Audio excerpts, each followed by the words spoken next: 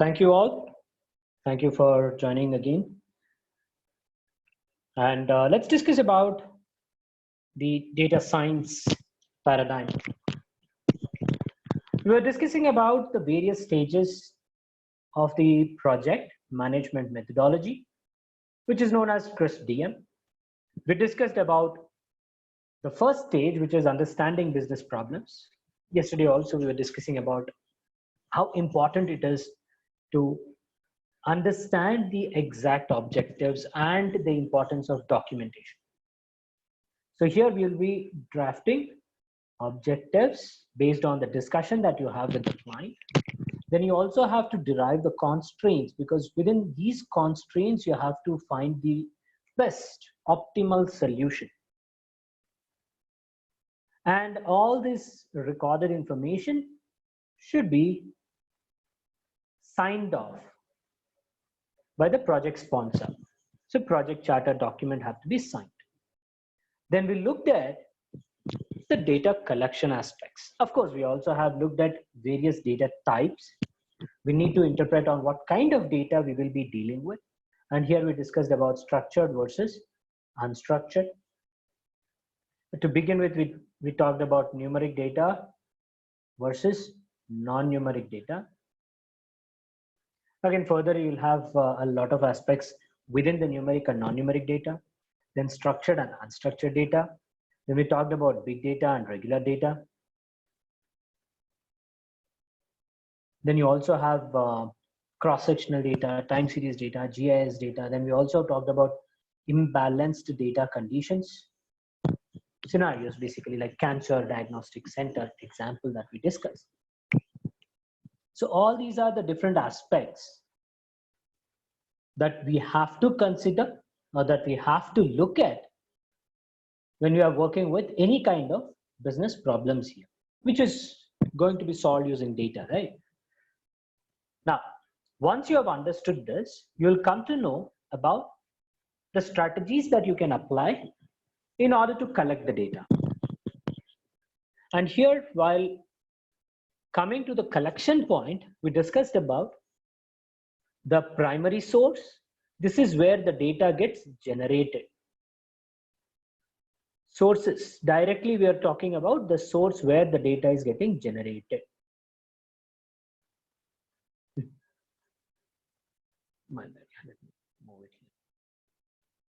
Then we have secondary source, where this is an alternate source. Data is getting generated, but that generated data is getting stored in some other system.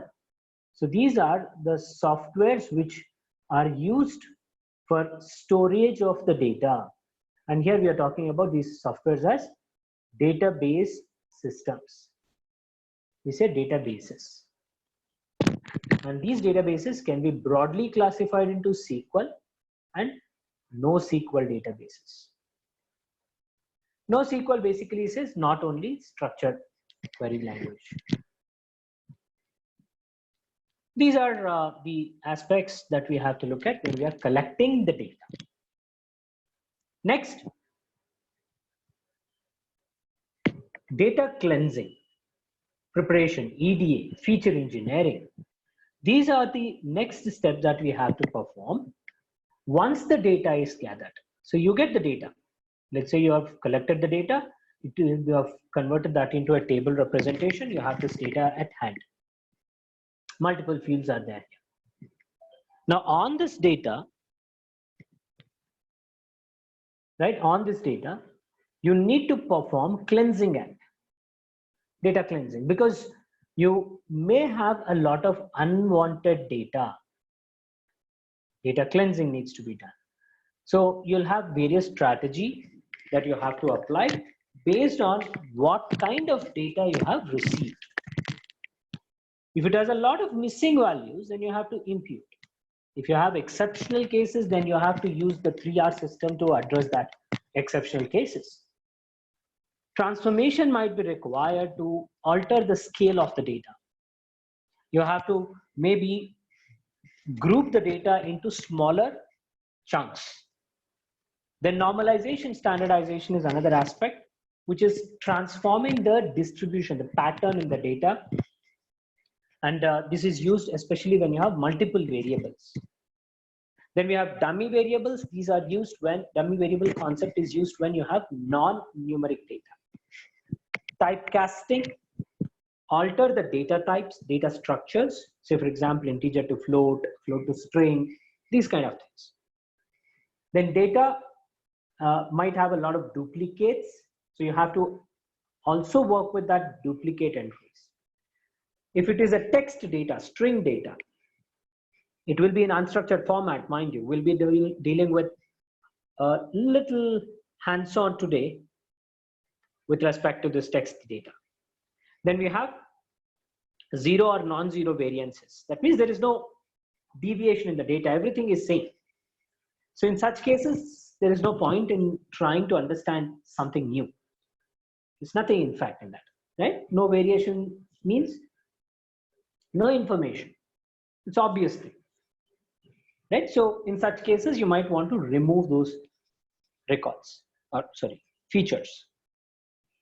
So together we call them as data cleansing or data pre-processing.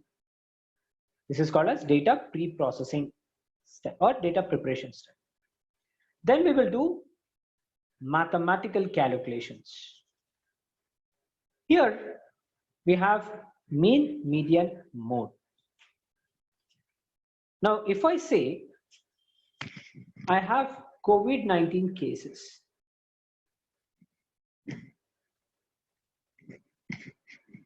a lot of people are dying here.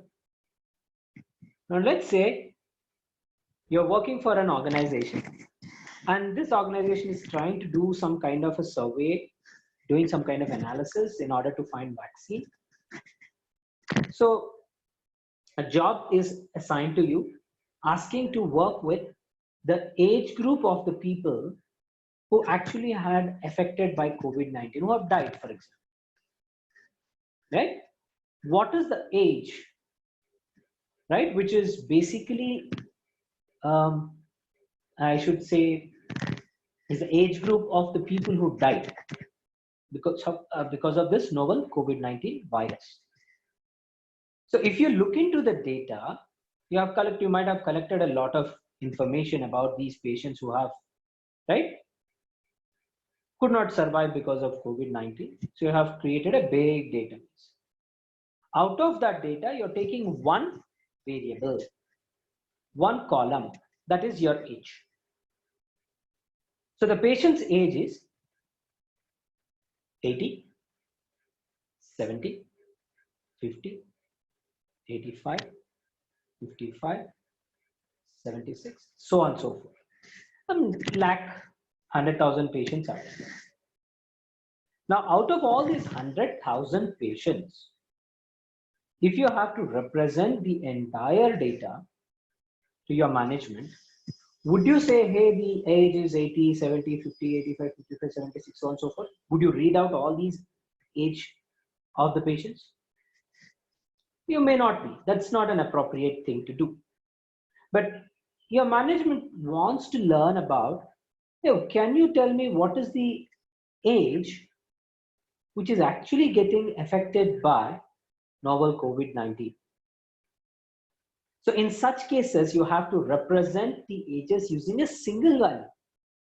You need to represent the entire data in single value, right? These measure that we are talking about here is called as measures of centrality. So if I can take the data and if I take one value which is representing the center, which is at the center, then it can be used as a representative for the entire data. That is nothing but your mean, arithmetic mean. Yeah. Now this arithmetic mean is also known as average, is calculated using summation of xi by n, sum by total. Right? We're talking about sum by total. So what I'll do, I'll add all these ages, and then I'm saying that let them equally divide all these ages among the entire number of data points that we have. So if I have n number of patients, I'm adjusting everybody's age so that it equals, right? Balancing it. So that is done using this average calculation, which is known as mean or average. And remember, it is the representative value for your entire data, right? So we call it as measures of central tendency. We have mean.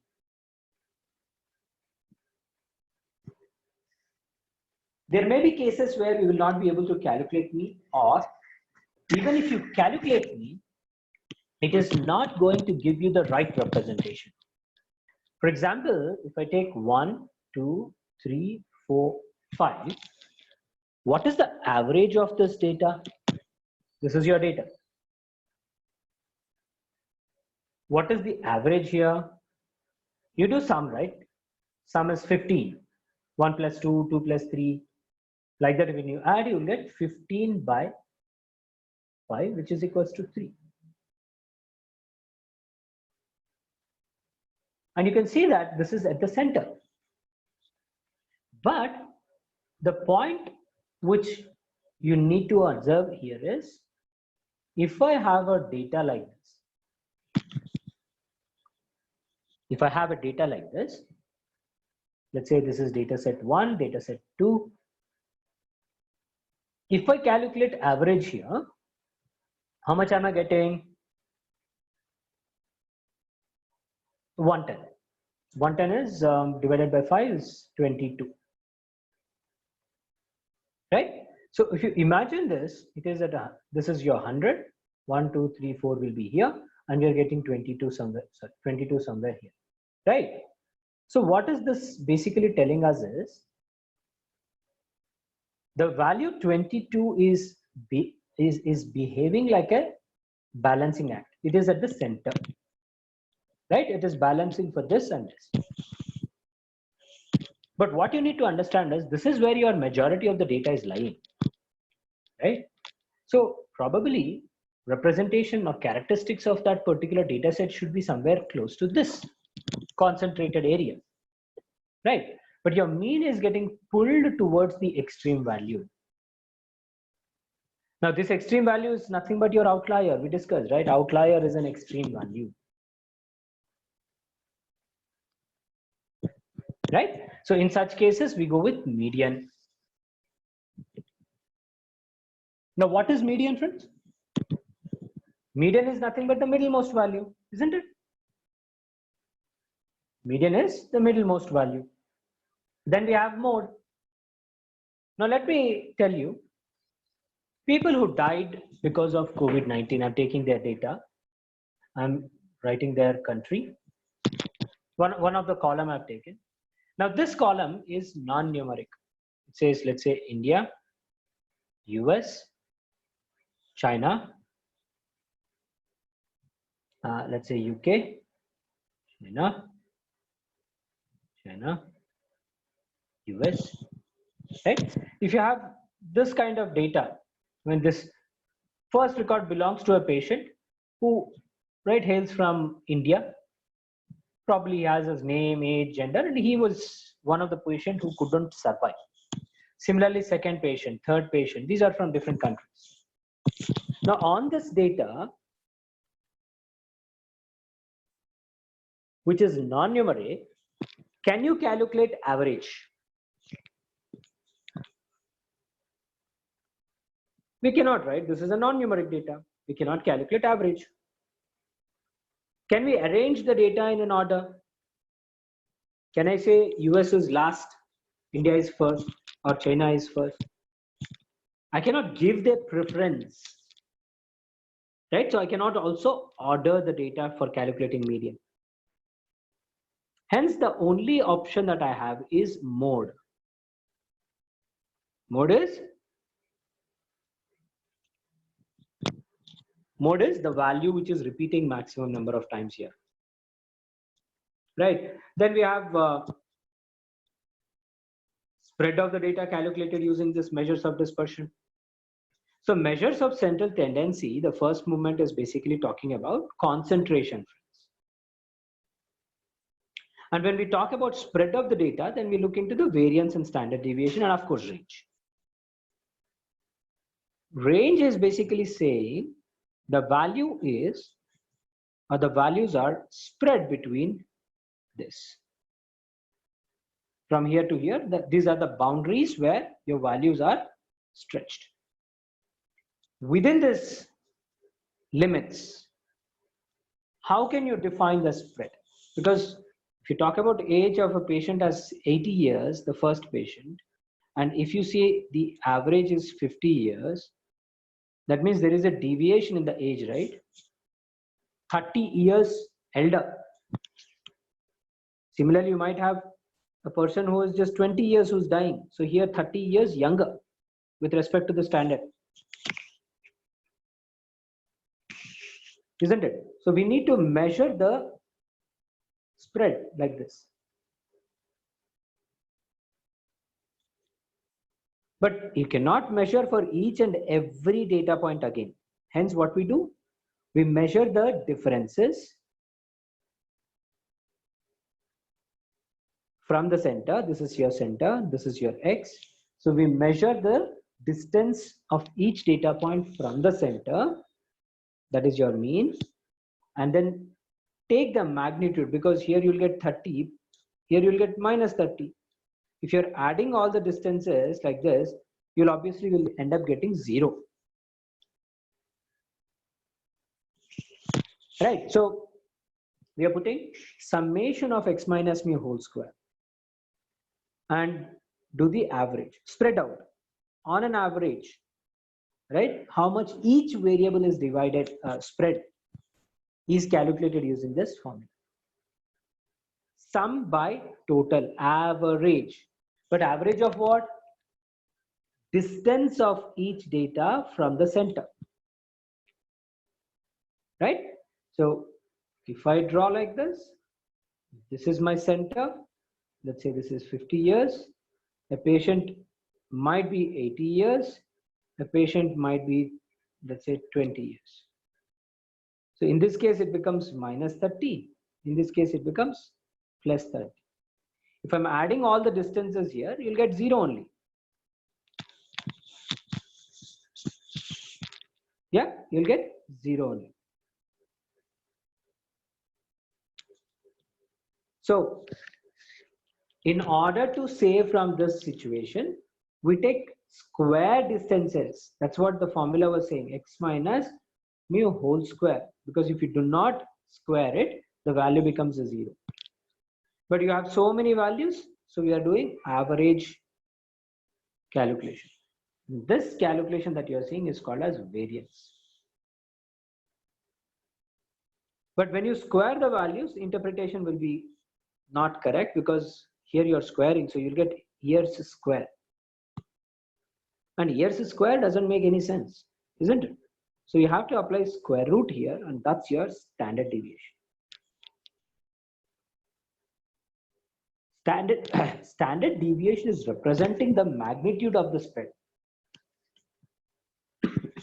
We removed the sign by taking square and calculated the magnitude of the spread. That's your standard deviation when you apply square root. We're talking about deviation only, but we are calling it as average deviation, right? Hence we put this is standard for all the data points. So these are the important measures, statistical measures that we need to look at. And then we have visualizations. Calculations are fine, but unless until we visualize the data, we will not be able to interpret good things, I mean many things. Hence we will try to visualize the things. And when you're visualizing the things, you will have to go with first as univariate visualization techniques. That means you'll take one variable and try to plot this on a two-dimensional space. The computer screen that we are seeing is a two-dimensional image. So let's say I have a die example, okay? I have one die, right? And I'm rolling this die, let's say 10 times. This is my output. So first I received 1, second I received 2, third I received 1, 4, 5, 2, 6, like this. 1, 2, 3, 4, 5, 6, 7. Let's say 8, 9, 10. So this is my data, and how can I actually represent this on the two-dimensional space? So what we can do here is we can plot a bar chart. Okay, bar chart. So I will take 10 events, 10 data points, and you have y-axis the value, right? You basically have 1 to 6 scale here on y-axis. So first roll that you did, you received 1. Second roll you received 2. Third roll again you received 1. Fourth roll you received 4. Then 5. Then 2. Right? Then you have 6. Then we have 3. Then 1 and 1. So this is the representation of variable x on a scale. This one is called as a bar chart or bar plot. Each value is represented as bar.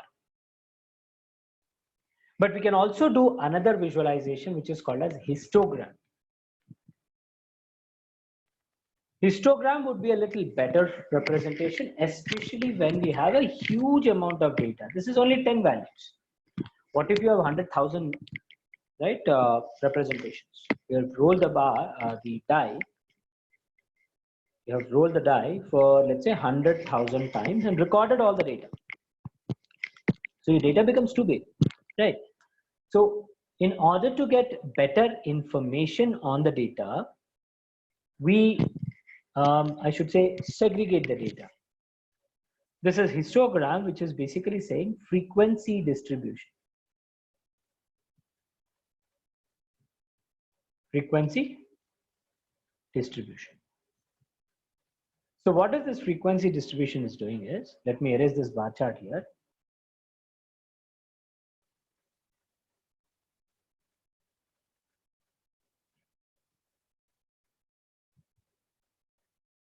I will take the values on x-axis, but what values? This time I'm taking only the possible outcomes here.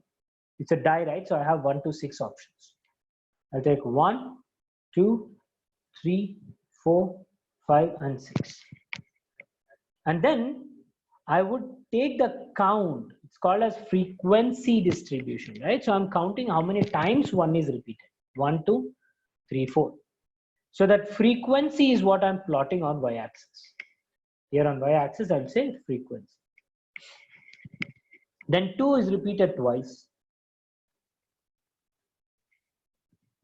3 is repeated just once. 4 is repeated once. 5 is repeated once. 6 also is repeated only once. So this is the output that you will get. Right? Now you can see the spread is like this. So most often you have a chance of end up getting 1 when you're rolling a die. Right? So this is basically your frequency distribution. This is called as histogram. The first visualization is also bars only, but that bar was for each and every data point that we had. Whereas histogram is grouping, binning the data. Here we are not talking about continuous data. We are converting, basically we are looking at the possible outcomes, which is 1 to 6, and plotting that here. This is basically the second visualization, which is called as histogram. Right? Similarly, we have various other visualization techniques: heat map, box plot, strip plot, dot chart, violin chart, right? Stem and leaf plot, candle plot, pie chart. So many things will be there in the visualization, univariate visualization.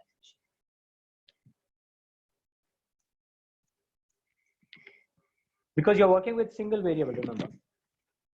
Next, when you have two variables, you will be using, let's say, bivariate visualization techniques. Bivariate is still possible because we'll have two variables, x and y, and this is something which is practically also doable, 2 dimensions only, like your computer screen. And this visualization technique that we are doing on 2-dimensional space is called as a scatter diagram. Scatter plot. Right? Then you never know, you have so much of data, you might also have to try and visualize multiple variables.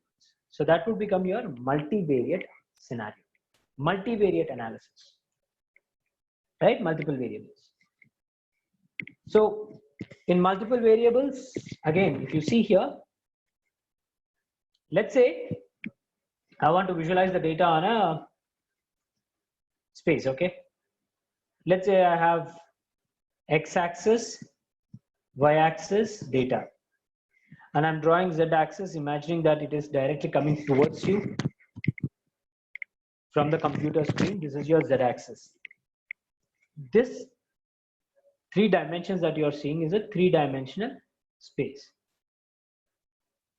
Okay, now I would not be able to show you the axis on the 2D screen. The computer screen is a 2D screen, right? So we can only imagine that this line that you're seeing is perpendicular towards you, right? Perpendicular coming towards you from the x-axis or y-axis. All the axes will be 90%, remember? So this is the case. Now, if this is the scenario, 3D case, now can you tell me where should I draw my 4th dimension? Let's say I'm bringing in another dimension. These dimensions have to be treated as the variables, the characteristics of the data, okay? So let's say this is x1, we are talking about x2, this is x3. Now tell me where should I plot the 4th axis? Excuse me. Yes, friends. Can we do that? Anyone?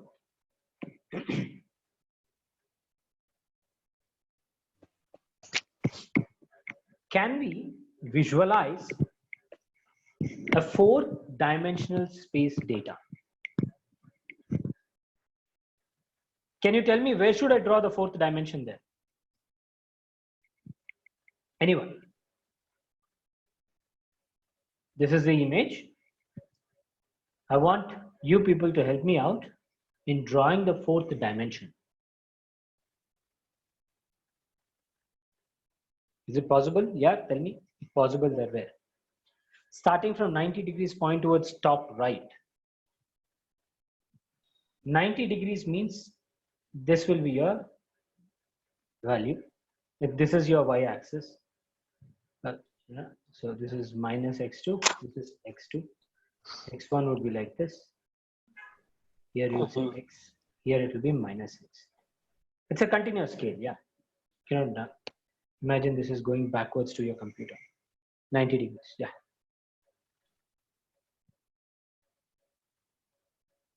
Now can you tell me, how will that become x1, above x1, how will that be 90 degrees? If I put 90 degrees, it is x2.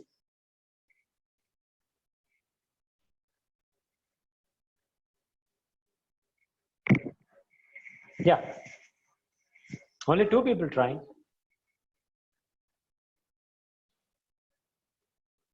What about others? Can you help me out?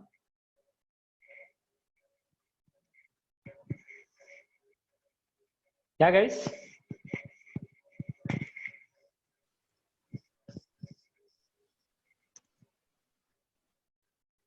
$90 degrees. 90 degrees of what, Nishita?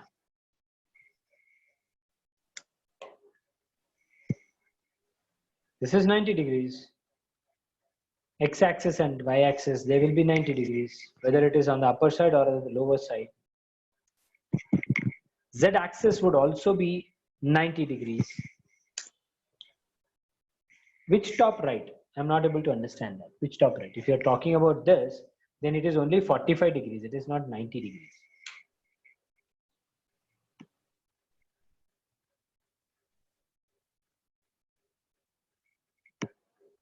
Okay, let me reveal the answer.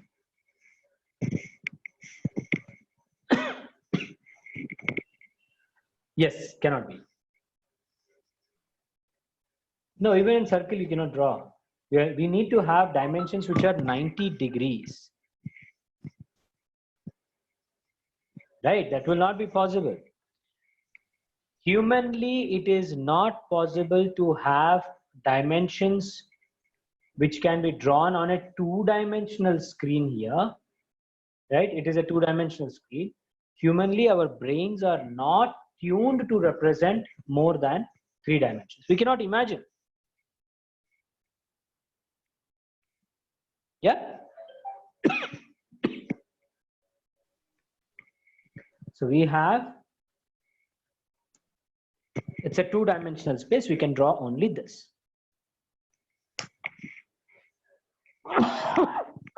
Sorry. You cannot draw the third dimension as well on the screen. We are only imagining that there will be a third dimension. Okay. So when you have a multivariate data and you are trying to visualize, how can you do that? Right? That's a situation where you need to try and find workarounds. And this is where what we do is we take multiple two-dimensional spaces. That's your multivariate visualization. A lot of things will be there. We call that as pair plot, interaction plot. Right? So these are a couple of examples that we can do for a multivariate case. Okay. In our regular programs, we discuss about all these things in detail. Yeah. Somebody had a question? No. Okay. All right. Now, yesterday we discussed about all this. Feature engineering is also something that you will be doing. As I said, you have to construct something new, right? Based on the limited data you have, probably you have to do a little bit research, understand the business better, and try to create new features. Right? Yesterday I was, I think, remembered one example that we discussed about is the location. Right? Now, along with this location, we can also try and bring in new variables as well. For example, there are two people, customer A and customer B. Let's say customer A has made, let's talk about insurances, okay? Insurance policy. So this person A has claimed, let's say 1 lakh INR claim as part of his medical insurance, assume.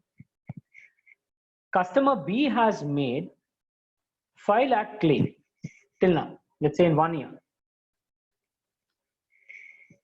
Okay, in 1 year, A has made 1 lakh, B has made 5 lakhs. Now, by looking at this, what can we say?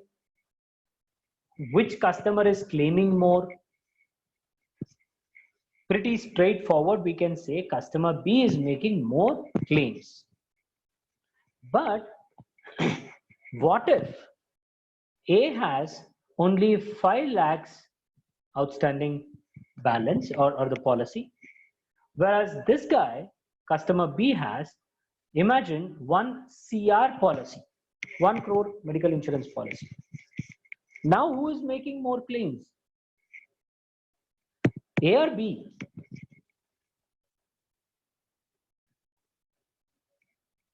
We can simply say that A is making more claims now, right? Out of 5 lakhs, he has already claimed 1 lakh. Whereas out of 1 crore, this customer is just claiming 5 lakhs. Negligible. Right? So you are trying to get new information here from this, right? If you just say the amount of claims, if you only look at this column, this attribute, Your interpretation says A is less, B is more. But when you bring in the total policy as well into the picture, now you can say that customer A is making more claims rather than customer B. The entire interpretation is changing, isn't it? So we have to define a new value, that is proportion of claims. So you say 1 by 5 for A, for B you're saying 5 by 100. Now you can say that A is large based on this new feature that we are deriving. This is called as feature engineering approach. So you're constructing new feature, which is percentage of claims or proportion of claims, right? So all these things till here stage number 3, they will tell us the information about the data that we have. Insights can be drawn, right? And these insights will tell the current scenario. Reporting, the current conditions can be reported, right? Descriptive analytics is what we are doing here. Now, how about doing predictive analytics, right? Your management says that, okay, descriptive, fine. I understood what happened. Now tell me what would happen next month. Or tell me what happens if I increase marketing budget by 5%. Can you tell me what is going to happen to the sales or to the revenue? So in such cases, you have to be predictive.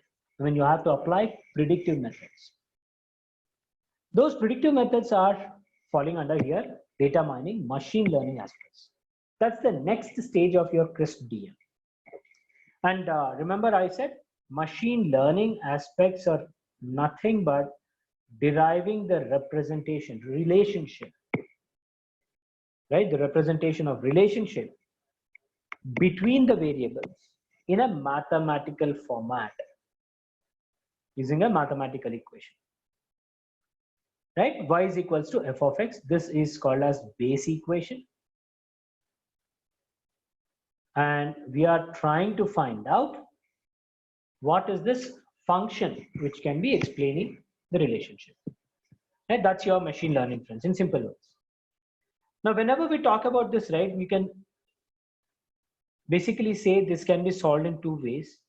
One is predefined equations, and the other one is the black box. We call them as black box. When I say predefined equation, do you remember what is this equation, everyone? Very, very famous equation. Equation of line. Equation of a straight line. Exactly. We're talking about equation of a straight line. That means if I have my data falling in X and Y plane, mind you, I'm talking about bivariate now. Minimum 2 variables should be there. And X can represent more than 1. So multivariables can also be there.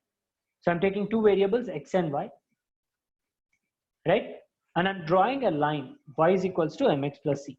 Let's say this is your Y line. So this equation is giving us this line, right? And here you have intercept. This is C. It's called as intercept. And this line is at a slope of m units from parallel to x-axis when you compare it with the x-axis. Slope. This is called as slope. Right? This is intercept. Wherever that line is intersecting the y-axis, we call it as y-intercept. See, constant. So if you observe here, I'm trying to define y is equals to f of x equation. Right? Y is equal to f of x. So f of x, that f is linear function. We call it as linear function, a straight line. So if I have a given x here, then I can easily identify what could be the y. For that given x, we will be able to predict y. Right? So that is the usage of mathematical equations. So we'll substitute x into this equation and we'll get y. Right? Machine learning is all about that. This is one example. Like this, you'll have multiple examples, multiple strategies have to be applied. And these are predefined equations. Then we have neural networks, the black box techniques in today's current date. When you talk about black box, it's neural network. Neural network is a concept which is basically allowing your computer to train on the data. So your machine gets learned. Here also we will get an equation, y is equals to mx plus c only. But here you can explain what is m, what is c. But in neural network case, what is m, what is c, you will not know. Your machine is going to define those values based on the relationship it has between the data points, a and b, or x and y. Right? But yeah, this is the famous neural network algorithm which is designed on how your brain functions, will be the black box technique, default black box technique. Okay. Now this machine learning can be quantified or qualified or segregated into multiple things. Ultimately, what you're doing, you're training your machine. Remember, machine learning, you're training your machine. So you can do it in multiple ways. Broadly, we call them as supervised learning and unsupervised learning. Broadly, we call it as supervised, unsupervised. We also have semi-supervised, transfer learning, reinforcement learning, right? All these things will come into picture. But broadly, supervised, unsupervised. In supervised learning, your computer is learning based on the output. In your historical data, you know what is y. And you're saying, hey, these are the bunch of attributes which are giving us a specific y. So this supervised learning is identifying the pattern in the data or identifying the equation, this f of x, using the knowledge on y. Hence, it is supervised. It's getting trained, the machine is getting trained under the supervision of y. Right? Y is basically helping us or helping the model to correct itself. Unsupervised learning doesn't have any y. It has data and all the fields are equally important. Right? There is no variable which is, you can say, important and you predict that. No. So here we will do prediction and here we will do descriptions. Descriptive analytics can happen here. But it doesn't mean that you will not predict anything. Unsupervised learning techniques are also different kind of techniques, like customer segmentation can happen, product segmentation can happen, right? Market segmentation can happen. Segmentation is one just example there in unsupervised learning. Similarly, you have concepts of recommendation engines, right? Those things will come into the picture. So as I said, broadly, they are classified into supervised, unsupervised. Further, supervised are calculated into many types. Unsupervised, these are the different algorithms that we have. And we also have time series data. These are time series models. Right? So these are the machine learning algorithms that you have to eventually learn. 90% of these things will be discussed in our 4 months program. If I open the 4 months program, here I have. Let me open that. Let me show you. Yeah, we have. We have 1 year program, that is full stack data scientist. Professional program is also there. This is close to 300 plus hours of training. Foundation is just to begin, and certification course is something which is the most optimal one, which will run till 4 months. duration. And you will have 184 hours of training in this, in which we will be discussing about all these aspects, right? 31 modules are there, which are basically segregated and put here. So from that mind map, what we have seen, 90% of the content is there in that. In fact, more than 90%, I should say, in these modules.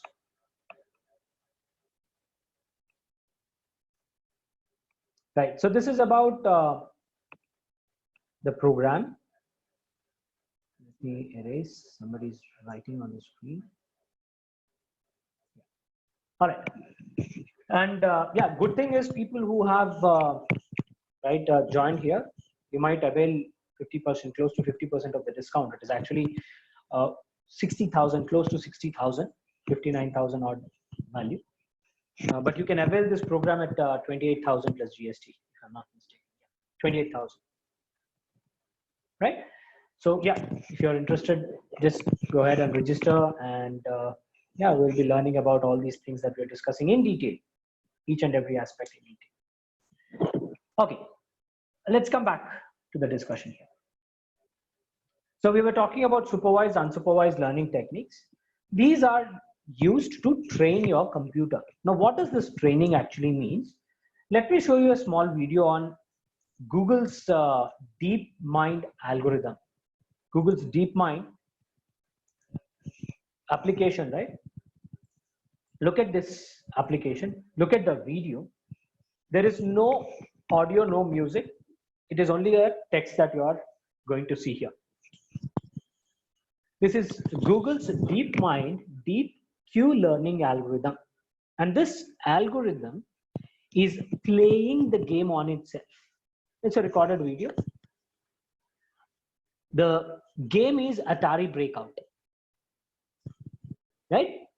Now, you need to understand this is that the algorithm is not being trained on the entire game. No. Right? The agent is given only one input. What was that input? Because in order to maximize the score. So imagine you have a small kid. Okay, my son is 5 years old, 6 years old now. So imagine I'm giving him a game, Atari Breakout game.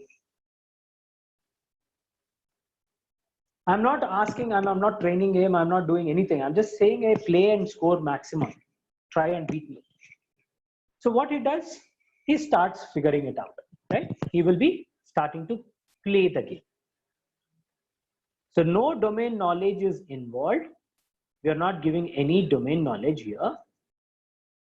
Okay? And it has to figure out how to play. So the game starts. First 10 minutes. Look at that computer or look at that machine trying to figure out how to play. You can just correlate it how a small kid would play this game. Yeah. Now it's constantly playing after 2 hours of training. Look at that. It figured out how to play the game. This is what we humans do. Right? So this is your artificial intelligence here. What we're talking about is an artificial intelligence which is developed based on a concept called as reinforcement learning. Now, it doesn't stop there. It doesn't stop there. Artificial intelligence becomes even better here. It outsmarts. After 4 hours of training, look at this. It is trying to dig a tunnel in that bricks. It's playing and trying to figure out to dig a tunnel. Yeah, look at that. So when it is digging the tunnel, the effort that it is putting is reduced, right? And the score is getting automatically maximized. This is Google's example of their Q-learning model. They generally develop a lot of video games and all those things using this. AI-based video games are there nowadays, right? So they are developed using this logic. right? So yeah, supervised, unsupervised, all these things will come into the picture. It's just like your driverless car, what we have seen an example, right? We're talking about machine learning, right? Now, once you develop the model, see what is happening? You have a business problem. Let me draw the complete picture. You have a business problem. On this business problem, you figured out you're trying to identify the objectives, drilling down to solve the most important problems that the business is suffering from. So you have defined this and you collected the data. Then you prepared the data, pre-processed it. And then you're developing a model. Model is nothing but a mathematical equation which is solved by your machine. So you have an equation, mathematical equation. There's nothing but machine learning algorithm we're talking about. Now we should use this for doing predictions. Upfront, you're trying to predict, let's say, fraudulent transactions. But how sure you are that the model that we have developed on the historical data is going to work correctly on the future data? What is the guarantee, or how much confident you are that it is going to work there? We don't know, right? We're just training the model. We are just developing the model. But it may not work in generic cases. We have to evaluate the model. That's this part. Model evaluation needs to happen. And when you say model evaluation, here we are talking about data partitioning first.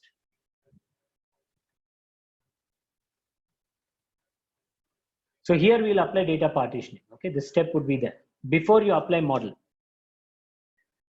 And then you split it. We call it as training data and test data. We split the data and then we use the trained data, right, to develop the model. And using that model, we will try to predict. But predict on what? This test data. We'll try to predict on test data. But this is a historical data, right? We're assuming that this part, this particular data set is future. For model, it becomes future data, right? Because it got trained only on this records. So this is unknown for model. So we are assuming that this is the future data and passing the attributes into the equation, the model, we get the output. But in the historical data, we know what is the actual data. Why? We use this representation Y. For predicted values, we put Y hat. So this is the value that you predicted, and this is the original data. So we are subtracting these two. This will tell us how close the model was able to predict the actual value, right? This is nothing but error, the deviation. Now we are trying to find out the models. We'll not restrict ourselves with one model. We'll develop multiple models like this. And out of these multiple models, what is that one model which is giving us the best result? Best result means the predicted value should be as close as possible to the reality, right? That means you have to have less error. So choose that model which is giving us least error, right? And that least error model will be finally deployed. Deployment. So evaluate it, very good. So we will have candidate models. We call this as candidate models. We'll have model 1, model 2, model 3, model 4, so on and so forth. Multiple models is what we are developing, right? And out of all these models, we need to choose one model which is giving us the best result. And we call that as final model. And this final model should be handed over to customer for implementing the solution for predicting the futures, and basically business advantage. But how do you deploy it? Are you going to give R code, or are you giving Python code? No, right? Your client might not be aware of R code or Python code. They absolutely no idea about these programs. It will be ideal if we give the solution as a, let's say, HTML page. Website, on their website, you might deploy the solution, or give it as an end application, standalone application. Right? So in order to develop this front-end application, in R and Python, both have specific libraries. You don't need to be a developer, right? A full stack developer or a UI developer to create something like this. In R code, we have something called as Shiny. It's a library which will help us render HTML pages. In Python, we have something called as Flask, Python. There are various other things as well, Markdown, Django, etc. A lot of options are there. But these are something which are popular and very easy. But this is only to come up with your solution in a end user consumable format. But when you also talk about deployment, right, you also have to see what is the current infrastructure of the client, whether they have technical resources or not, right? Whether they will be able to utilize if we embed this into their existing system. In the first place, can we embed it in the first in their system, or do we have to develop another parallel systems? So all these questions have to be addressed when you are deploying it, right? And once you assume have deployed, and the client has started using it, right? You started using it, then there will be some kind of issues. There will be some kind of a feedback which will come because the user is using it. The model that you have developed may or may not give you the 100% accuracy. 100% you never get it, but you're not getting, let's say, appropriate results. So that feedback also should be considered. You take that feedback. Maybe there is a factor which is required, and because of missing of that factor or a feature, the solution may not be appropriate, right? Unless until you develop that solution, you may not be able to identify it. So once you figure this out, you again revisit the entire code. So you'll go back to the beginning of the cycle. If I put in that factor, would my objective be solved? Or what is the relation between the business objectives, constraints, and this new factor? Can I bring in this new factor or not?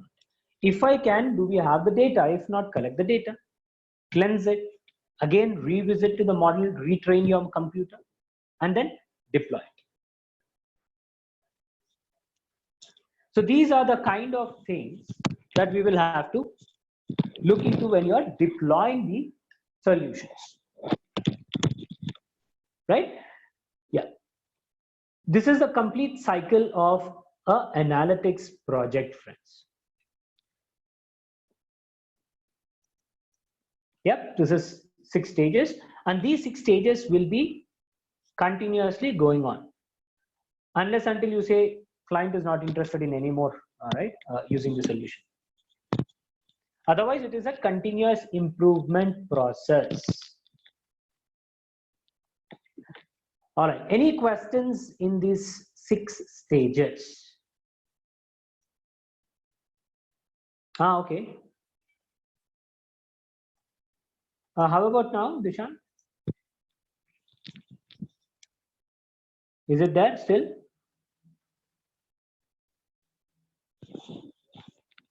Okay, now, yeah, all right. All right, any questions, friends? No. All right.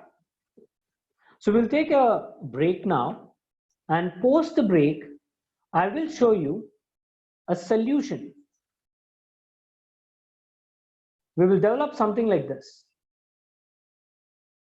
This is something very familiar. You have seen these kind of things, right? This is called as word cloud. We will try to understand the logic and we'll use Python programming to develop something like this.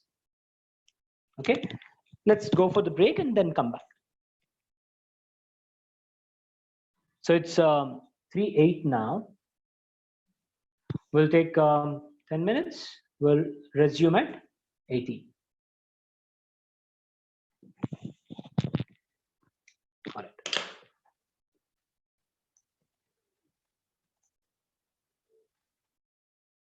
Yeah, if you have any questions pertaining to the program and all that, right, you can probably reach back to Srinivas, or do we have Ganesh? No, he's not. Fine. I'll give you a contact details. You might want to connect with them if you're interested. But yeah, let's go for the break now, friends.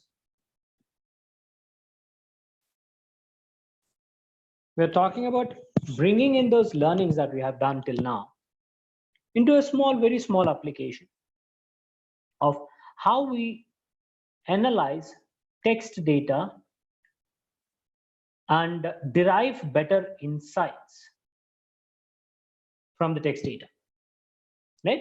So let me talk about this. We call it as text mining and using a concept called as word clouds. We will develop word clouds here and then try to derive meaningful insights from the data. So this is how we will end up getting the result. There is a bunch of words which are plotted in a space like this, and this arrangement is called as word cloud, right? And you can observe that the text here that we are seeing is of different font sizes, signifying that the font, the word, sorry, which is having the largest font, taking the most important precedence. You're giving more importance to that particular word and giving less importance to the words which are of smaller text. This way, you will be able to identify the most important features or concepts that customers are talking about, right, in their customer review, for example.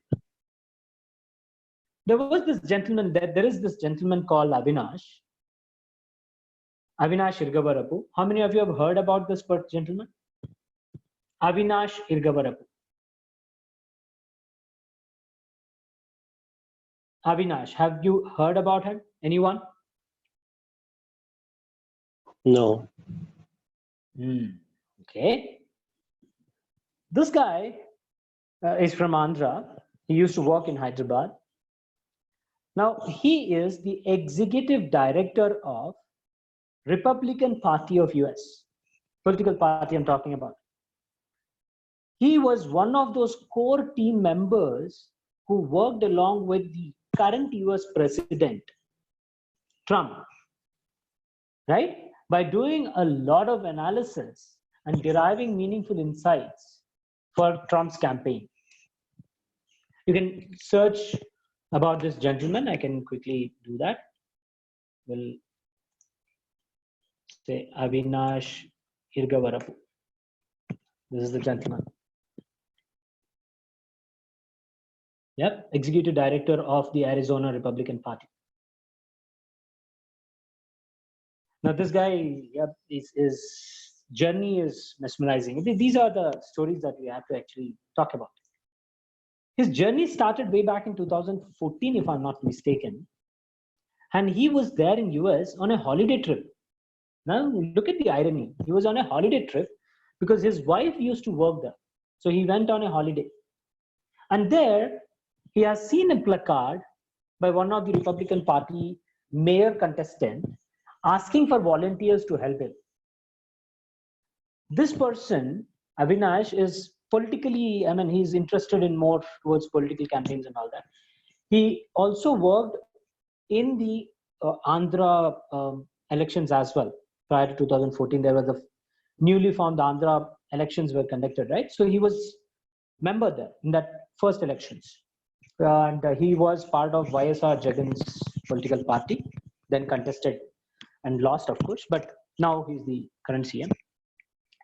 So this guy, because of his inclination towards the politics, and by profession he's a data scientist, mind you. So he took that challenge as a volunteer. He did a lot of analysis, right? And identified what is the sentiment of people towards this personality who was trying to contest for the mayor elections. And because of this information which was derived out, the strategies were implemented in such a way that the sentiment, the bad sentiment was addressed, right? And that the good sentiment was enhanced. Good feeling was enhanced. So ultimately that mayor actually won the elections.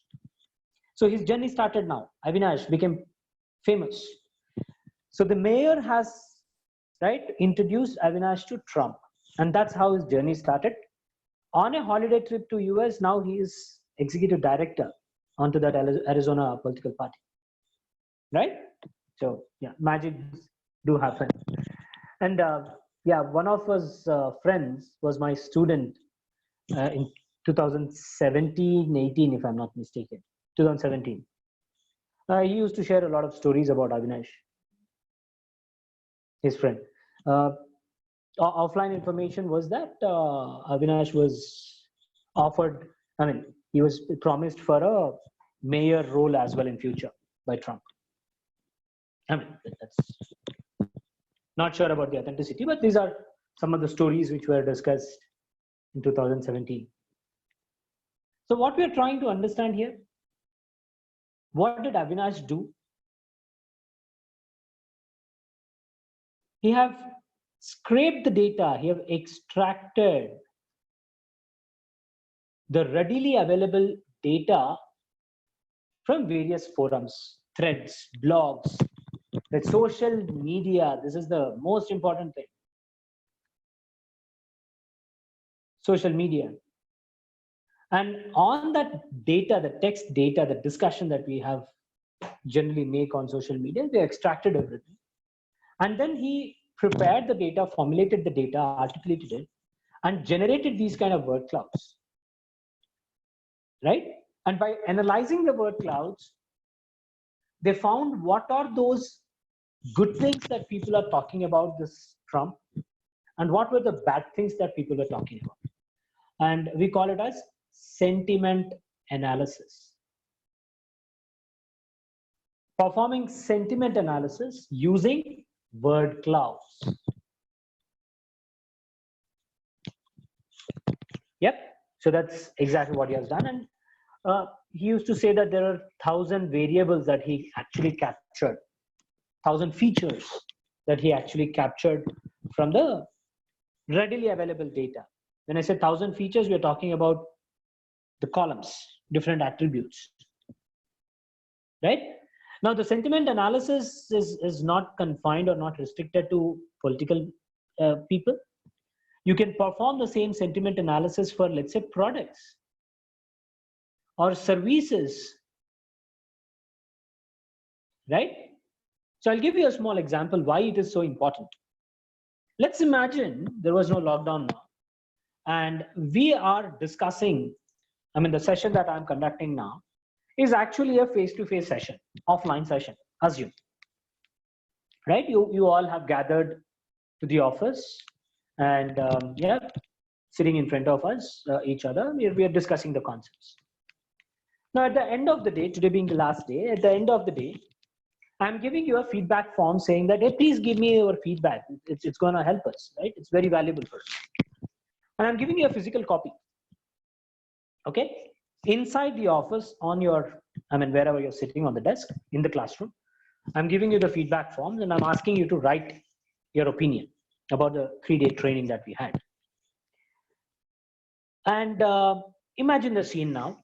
I'm walking in that classroom in front of you and looking at what you're writing, right?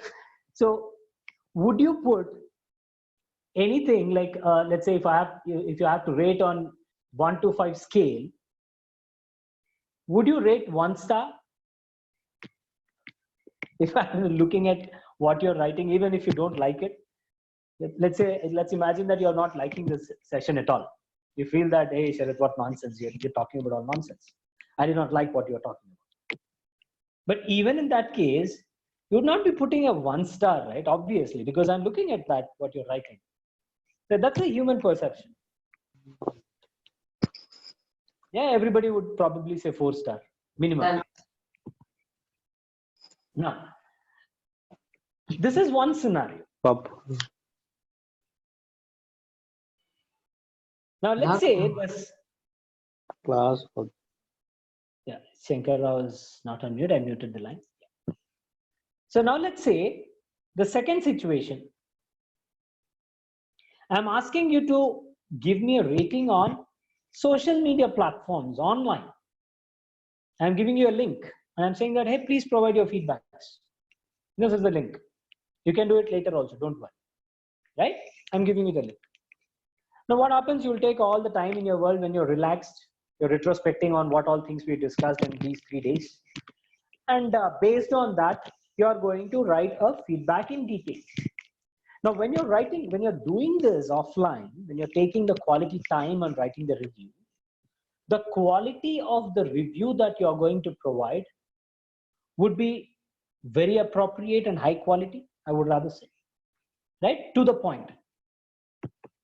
Now, if I have to improve myself, if I want to understand what you people are actually looking for, right, and try to customize my services, would I be able to do using this data, or would I be able to do using this data? The second scenario would be more appropriate, right? Because this is where I get unbiased data. Unbiased. You're going to give me true feedback. That would actually help me, right, improve myself. Whereas here it is a biased data that I'm going to. This is not good for any business, right? Any political party, any product, anything. So social media becomes very, very important for this one reason. You can get the unbiased, genuine feedback, right? So we take this data and then try to read and extract the information out of it. But let's say not just 20, but assume that we have 2,000 people. And each one of us is, each one of you is writing a feedback. Would it be manually feasible for me to read all these 2,000 feedbacks that I'm receiving and then identifying the reasons or the factors that you people are getting influenced by? Would that be practically possible? Probably I might read 20 reviews. If I take a lot of time, probably 200 reviews I'll be reading it. For reading, I can read it. But would I be able to cross map all the features that your people are highlighting? I might miss a lot of things, isn't it? So this is the reason why we apply this word cloud. Now this word cloud, what we are doing here is from entire text data, extract the key features, and that too based on the repetitions. If majority of the people, if all the people are talking about a specific feature, right, then it will be highlighted in the word. This way I will be able to very easily interpret on what are those most important things that I have to address, right? So this is called as risk sensing concept or sentiment analysis. We call it as sentiment analysis.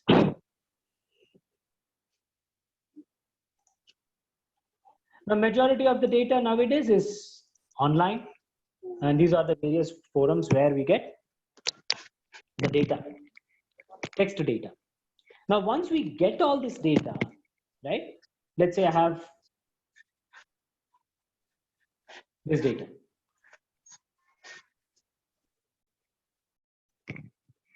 Let's say I'm taking a random text data from a novel, as you know. If you look at this, this is one paragraph out of that entire novel. On this paragraph, right, you have to perform sentiment analysis. Then you will have to first break down these unstructured data into structured format. And that process is called as bag of words. Bag of words. So, but when you are doing this, you might get a lot of unwanted text data as well. Right? You have unwanted data. So we have to cleanse the data first. In order to clean the data, you need to understand what are those unwanted things, right? First, if you have to remove these, you need to understand what is that which is unwanted. What are things you have to correct? So these are the points that you will be trying to do on a text data. English language is a space delimiter language. We call it a space delimiter. That means each word is separated by a space. This will help us to tokenize the words. We call it as tokenization. Each word becomes one token for me. Right? On this text data, which is a string, first try and check if there are any spelling mistakes. Typos needs to be corrected. Then we have to convert everything to a single scale, because majority of the tools and programming languages that we are going to use for analyzing this text data or any analytics, machine learning algorithms, concepts, right, that ultimately you are trying to develop, the platforms, all of them are case sensitive. So if you look into, for example, Python programming, I'm going to show you that Python programming now. If you look at Python programming, it will understand this word as different from this word, and this is different from these two. So each of that word is different for Python because it is case sensitive. But ultimately for a user on the text data who's writing, USB is a USB, right? So we need to make sure Python programming will also understand that these words are same. For that reason, we have to maintain the consistency. You put everything into one case, either lowercase or uppercase or proper case. Then we will have the punctuation marks or special symbols. A lot of things would be there. We will also have numbers. We will also have these filler words, connector words. These are not required for us to interpret on the actual aspect, context of the text review, text content. So we will have to remove all these unwanted things. And remember the terminology. The raw data is called as corpus, and that raw data is combination of documents. We call it as document. Okay? That means one paragraph becomes one document here. So this is basically how we clean the data, unwanted things, and then we count, we select those important keywords and we count on how many times they are repeated here. You see men is repeated twice, but you have only men here. Do you see men twice in the entire paragraph there? 3 lines of text data. Anywhere do we see men twice? Woman is there, but that is a different word altogether. Woman is different. We have men and man. Isn't it? Singular and plural friends. That's one thing. The programming languages R and Python, they will identify the singular and plural differences, and they capture that as a single word. Then we also have players and plays here, but I have only play, and I'm counting it as 2. This is called as stemming process. We take the first part and we separate this and count it on how many times it is repeated. So it is repeated twice. So this representation is called as bag of words. And what we are doing is, on that entire corpus, that means all the documents that we have, we apply this logic. And this would give us the data like this. It is arranged like this.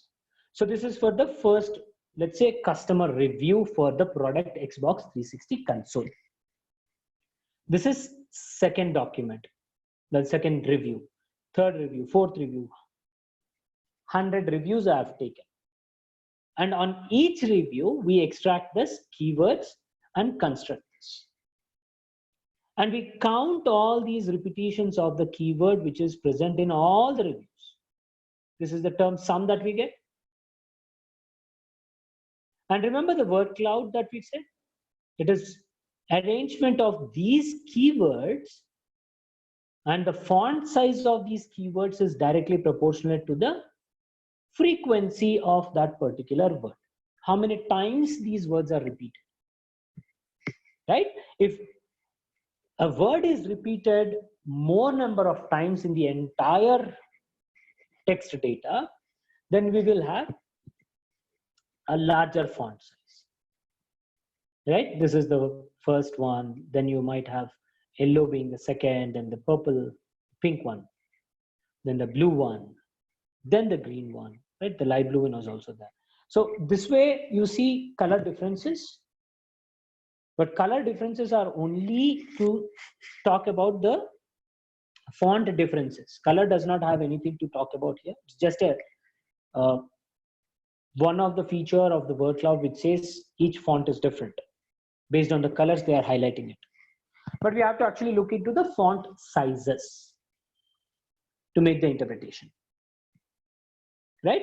So this is called as a word cloud, which is nothing but the arrangement of the keywords that we have extracted here from the raw text data. And this frequency is directly proportional to the count, the font size, right? So let me take an example here. We will try to extract something and work on this. Extraction probably will not do it now. We have already extracted. I have already extracted some content. I'll be loading that and then show you how to do with that, deal with that. Yeah, so this is basically the raw text data that I have extracted directly from Amazon. There are various ways to extract. Different packages can be used. Okay, I have a question. How do we collect data from social media? Can we have other method instead of copying? No, you cannot copy this one. Forget about copying. You have to extract the data from forums. But again, remember, you will be extracting, or you will be able to extract only from those websites which allow you to do it. You cannot say that I'll go to Facebook and extract my friend's data. That would not be possible. It was possible. It used to be possible, but now it's restricted. Twitter also is possible, but Twitter also has put some restrictions now. You need to have a developer's account and all that. Flipkart used to allow. Now, Flipkart's business model is entirely different from Facebook or LinkedIn. But still, Flipkart has stopped allowing people to extract because they wanted to do analytics on their own, and then they give the report. Right? The star rating, the reviews, and all those things. They say the best reviews, the bad reviews, and all that, right? Flipkart is doing that. Amazon also does that, but glad that Amazon is still allowing us to extract the data, right? And there are various extraction libraries. We can use Beautiful Soup. Yeah, we can use Beautiful Soup, which is basically used for web scraping, right? And just like that, we have a lot of things, but Beautiful Soup is most popular one. which is what is the name of? Yeah, Beautiful Soup.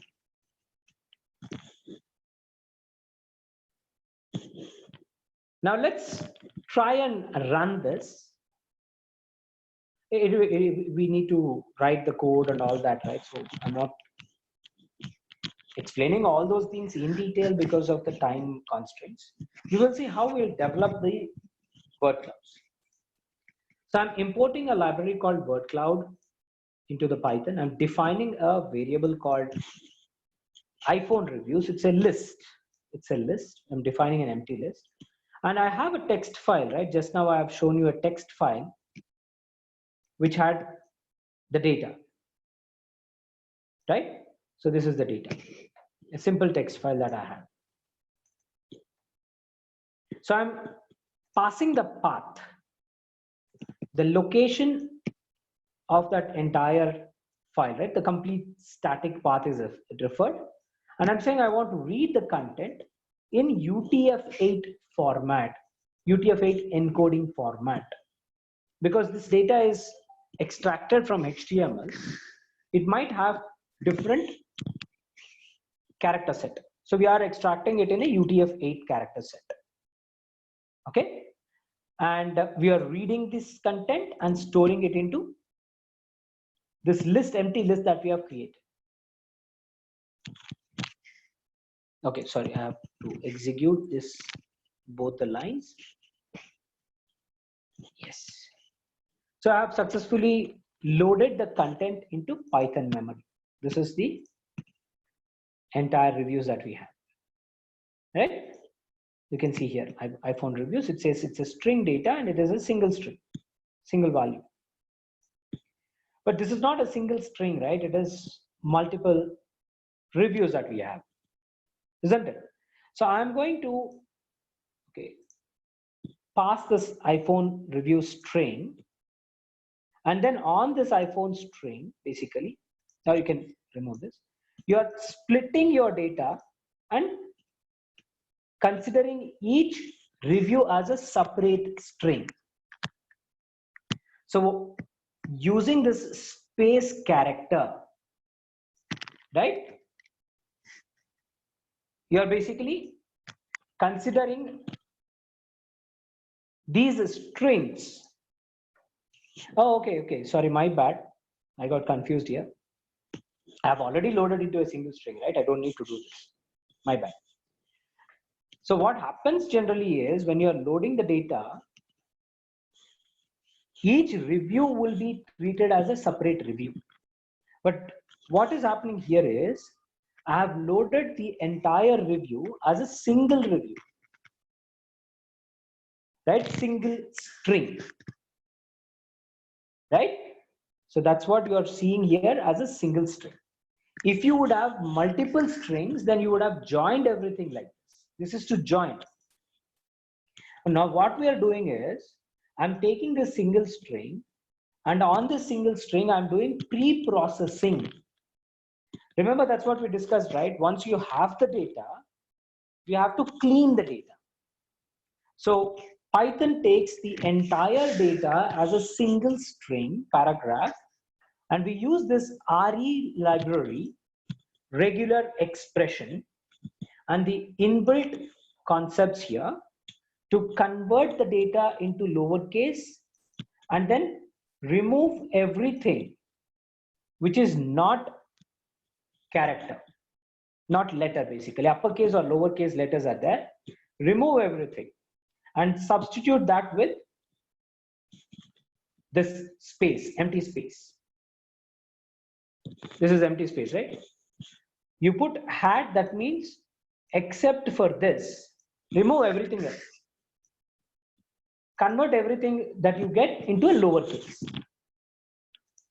So if I execute this and, okay, RE is not imported. So let me import this, libraries, and then execute this. Now, if I show you this review string, you see those special characters, all those things are gone. And the data is also now on lowercase letters. Everything is lowercase. This is your original data. You have these special characters, smiley symbols are there, capital letters are there, right? Everything is cleaned off in this particular string. Okay? If you have any numbers left out, you are going to remove those numbers as well. I don't want numbers to be there for my analysis, so I'm removing them. Next, I'm splitting each and every word. That entire string, I'm taking as a single string right here. We're taking it as a single string. That single string will now be converted into words. And space delimiter language, right? So wherever I see space, I want to split it. And store that into a new variable called review words. So you can see 38,380 words have been created. These are the words that we have extracted. Then we have stop words that we can use. Yeah. So there are a bunch of words which you want to load the data, load it into as a stop words. What does this stop words basically mean is, when you're writing something, you might use these words as a filler words. The, is, and, right? These kind of words will be filler words. Now, if you want to perform analysis on this data, do you think these are important? I am, is, and these are repeated words, right? Commonly we repeat them again and again and again and again. So when you are developing that matrix where you have the word and the frequency, these frequently used words will have the highest frequency, isn't it? So it is distorting the insights that you will have to extract, right? So I have again a text file which is basically having all the stop words that I can think of. It's a custom file, I created it. It has all of those words which I feel are not required for analysis. So just like how we have read the text data into my system using the read function here, same way I'm doing it here. I'm reading the data into a variable called stop words. Now this stop words again is treated as a single string, but it's not a single string, right? It has multiple words in it. And each word is at a new line. So I'm splitting this stop words, which is a single string, into multiple strings using new line character split. When you do this, you would get 571 stop words, right? And we'll write a logic here, which basically is used to check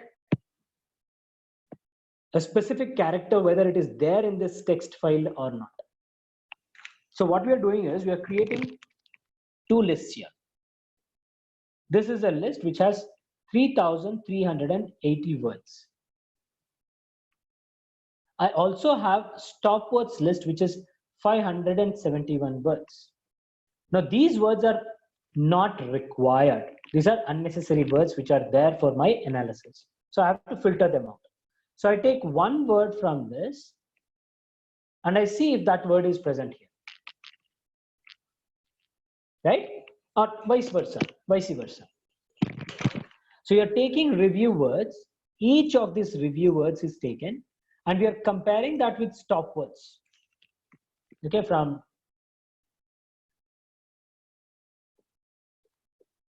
let's say first word, I take the first word and I'm seeing whether this word is present in this dictionary or not. If it is there, then remove it, not required. Then take second word. Again verify. It is there? Not there. If it is not there, consider that.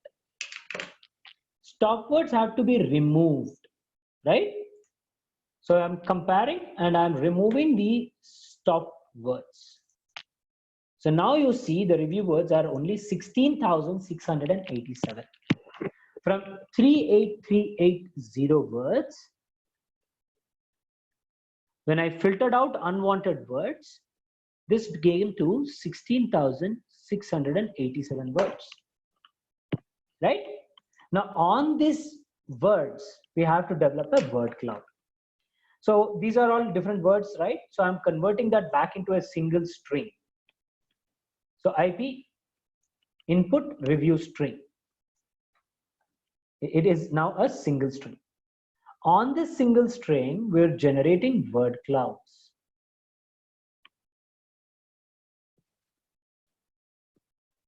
Okay, my Python memory has gone for a toss. Wonderful. Yeah. So we have taken OnePlus phones reviews, and these are the major things that customers are talking about. People are definitely mentioning about device, battery. A lot of people are talking about camera. People are talking about price, right? Performance. They are comparing it with Samsung, right? And they say it is good. And few people are also talking about wrap charge, headphones. People were talking about headphone feature because OnePlus, right? It is a C-type pin that we have, and they give only a small connector, and you have to purchase your own headphones, right? So probably people are talking about that here. So like this, we can make interpretations by looking at this word clouds, right? So this is first-hand information which would help customers, other customers, at the same time manufacturers. Imagine you are the manufacturer and I'm giving this information, right, from customers. Wouldn't you jump with joy to learn these information? Because it's talking about all those important features where your end customers are using the product or commenting on it. By analyzing this information, as a manufacturer, you might enhance the good features that people are talking about and address that one or two features or the features which customers are not happy about. In the next versions that you're releasing, those issues will be addressed. So what happens to your product? Your product is becoming more and more comprehensive and user will be accepting it, right?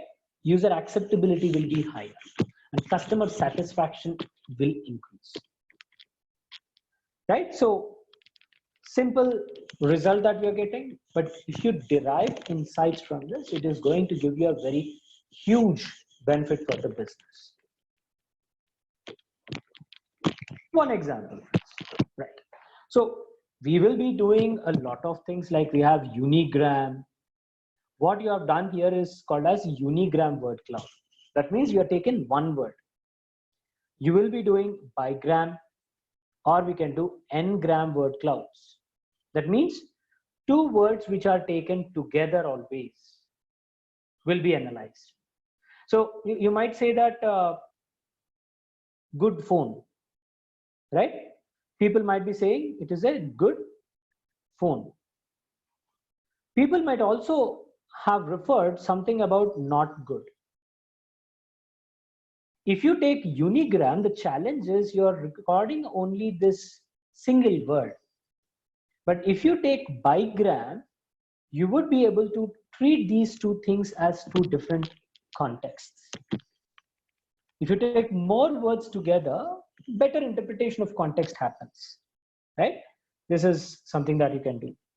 We can also do positive word clouds and negative word clouds.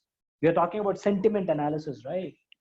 So we will be actually in session, we will be doing positive word clouds, negative word clouds. We'll also do something called as emotion mining. Using NLP concepts, we will do emotion mining. Whether people are happy, whether they are anticipating some new features, whether they are angry, disgusted about the product, right? Not just positive and negative, but different emotions can also be captured. from the text data. That's called as a emotion mining concept. Right, so this is the end result that we will get. All right, any questions, anyone? Please ask your questions if you have any.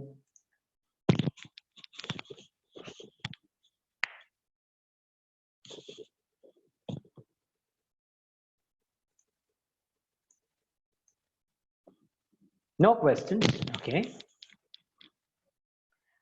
All right, friends, I'm assuming you have enjoyed the 3-day sessions. And let me share my LinkedIn profile again. If anybody wants to connect, if you have not connected already, please connect. If you have any questions, you might directly want to reach to me. I would be glad in answering the questions which I can answer. And please do subscribe to the YouTube channel. The videos that you have gone through now are updated into the YouTube channel, private channel. So do subscribe to this.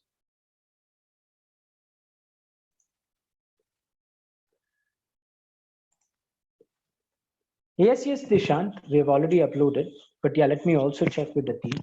As far as the information that I have, Dishant, the videos are already uploaded, but not sure if you have received the emails pertaining to this or not. If you have not received, you should be able to receive it today or max by tomorrow. But yeah, you can just subscribe it to the YouTube channel in the meantime. You'll be able to see those videos as well. The notifications would be there, and any new video that gets added will have this.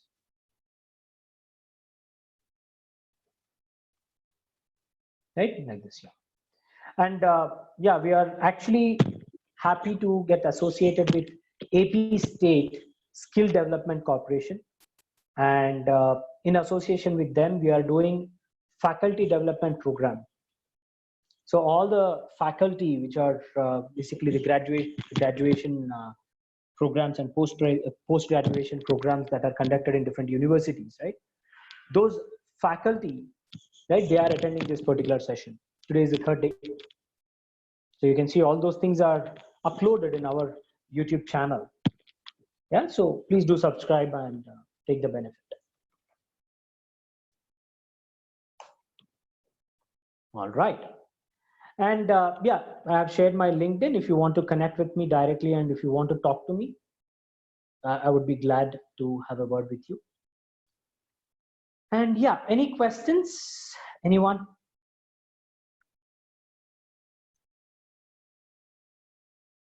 Yeah, Srinivas would be following up with you, Lalit. I'm assuming you have already shared your contact details. If not, you can get in touch with me on LinkedIn, please. Okay, sure. You can just put a message to me. Yeah, Srinivas is also there. I'm assuming he has the information.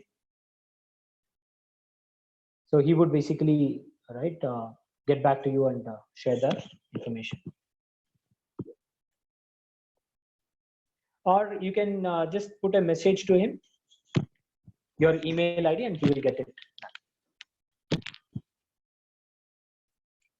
Okay. Yes, Shankar. See, it has nothing to do with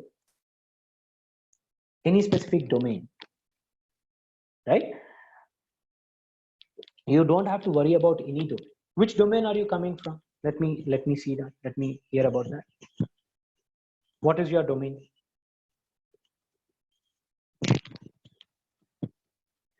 You're confused about your domain.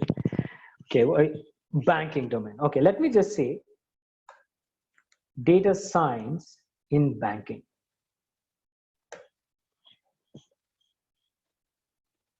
Top 9 data science use cases in banking.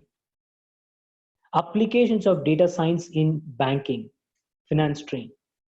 Data science in banking, top 10 exciting data science applications. Look at this. It is domain agnostic. Fraud detection. We are working actually now on a product with one of our US clients on how do we predict upfront on a mobile wallet transactions. Mobile wallets do not have those stringent security norms and policies that we have otherwise on the bank portals, right? So there are high chances that a lot of fraud will happen. So the team and right, we are working on that kind of a product now, mobile wallets fraud detection. Ongoing project is that. So it is not related to any specific domain, please. Don't have that perception. And if you feel that coding is difficult, do you see any complex code here? It is all English language that you are seeing. It's English language, right? You're saying import. That means you are calling that. From this particular module, you are importing something called as stop words. You're saying with open, access this file and read it. You're assigning a value to this. So you see, this is an English language. Yeah. Coding, you should not really worry, Amit. If you talk about this code with Java, then yeah, you should be able to really, you should be scared, right? And especially people who are having work experience, right? Your domain knowledge would be the key. You should have programming knowledge, yes, but that programming knowledge is not the primary thing. And these languages are very easy to actually pick up.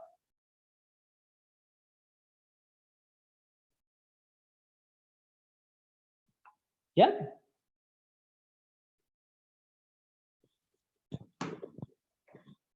So don't worry about the coding. It will be very easy. Trust me. Coding is very easy. I come from a technical background. I used to work for Oracle, but I never worked on a SQL programming or something like that. If you have to talk about payroll, right, I would say, Sandhya, it is more like a HR analytics that you'll have to look at. Payroll is part of HR, right? That's what you're talking about? Yeah. So HR analytics or people analytics, that's what workforce analytics, that's what we call that.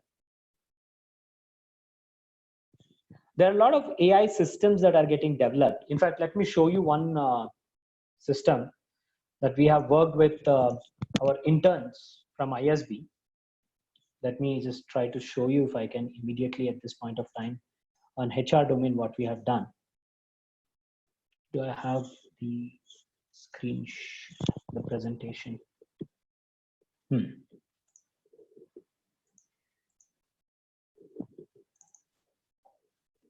I'm just pulling it out. Give me a second. Yeah. Okay, got this. Yeah, this is an application that we have developed in association with the interns, along with our interns from ISB, where it is going to capture the details of a resume. You have thousands of resumes, profiles, you have job descriptions, right? Manually assessing everything would become too difficult. So this application, this is a NLP based application, which is quickly capturing the details and mapping the details with the, profiles with the job descriptions. Yeah, and not just that, what this application does is, based on the mapping, it is ranking the profiles so that you might want to go in an order, pick the most relevant profile for your interviews. And on top of this, there is another very interesting feature. It is predicting on only those profiles. It shortlists only those profiles by predicting on who are those customers or who are those employees who might take the job offer if it is rolled out. You might put a lot of effort and do an interview, right? But the same candidate might be taking interviews from different companies and he might choose other offers. He might not take up your offer if you're releasing it. The effort that you put is gone for a toss, right? So it is upfront predicting and saying, these are the shortlisted profiles that you might want to consider. HR analytics. We are working with a company from Bangalore called PeopleCube. They're developing a complete AI application. We are developing along with them complete AI application for doing people management. Funding and all those things are happening from US for that company. It just started. No, Sampad, no. Yeah. Amit, you can reach to me on LinkedIn. Let's just put a message, your email ID and your mobile. I'll share it with the appropriate people and they can take it up. We'll get all those details.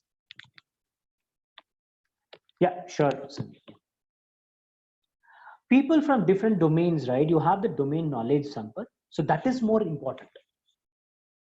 See, remember yesterday or day before yesterday, I was talking about the example of the 4 kinds of analytical professionals that are, or the data scientists you might see.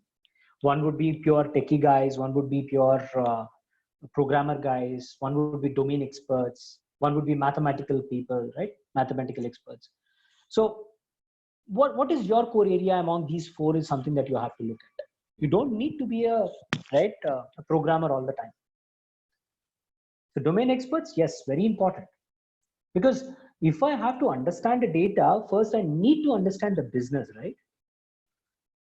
Let me show you this, Infosys.com. I think this would be more appropriate.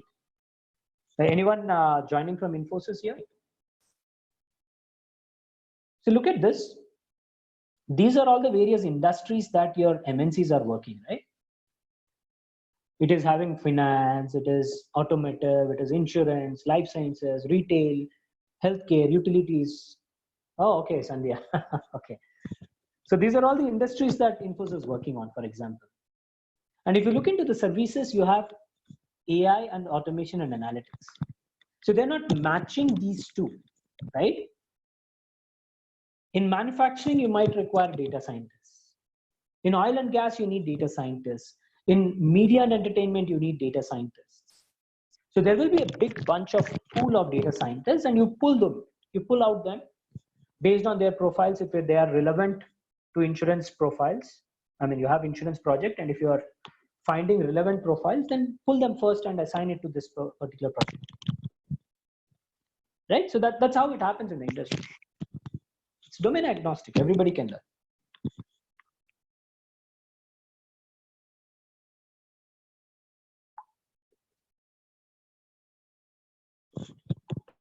Right. So yeah, as I said, if you want to connect, my LinkedIn profile is there.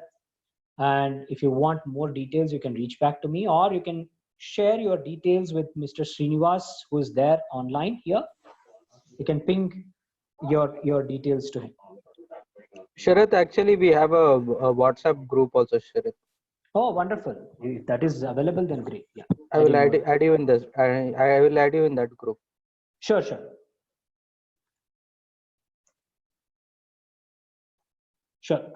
Thank you, Srinivas. Yes. All right, friends, with that, let us conclude the session. And yeah, looking forward to connect with you all again. World is a small place, so we'll connect again. Until then, yeah, thank you so much, and enjoy the weekend, and be safe, friends. Thank you so much. Thank you, sir. Thank you, Sharath. Thank you all. Bye.